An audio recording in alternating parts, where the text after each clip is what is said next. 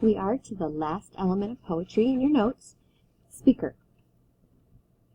So when we think of a speaker, it's a sound, and the speaker in the poem is the voice that relates the story or idea.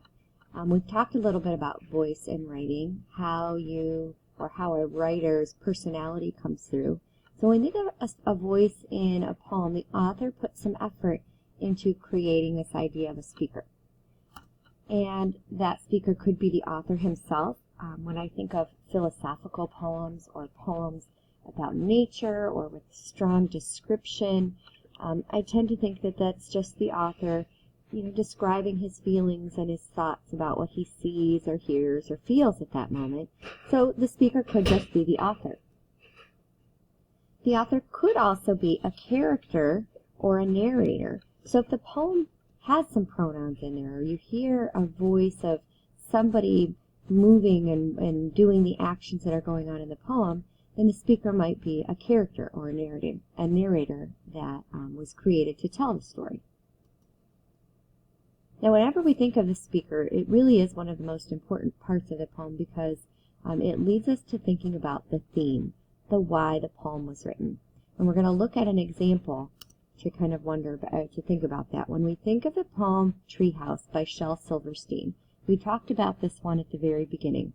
When I read it this time, I want you to think about who's actually talking, who's thinking these things and saying these things, and then we're going to try and figure out why or what his message is.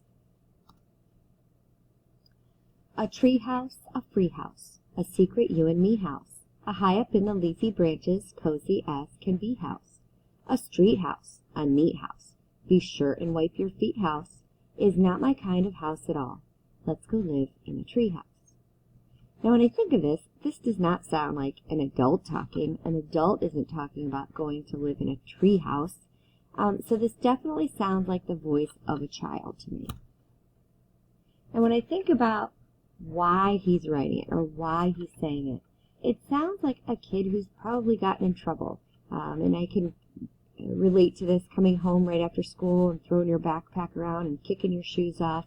A street house, a neat house, be sure and wipe your feet house.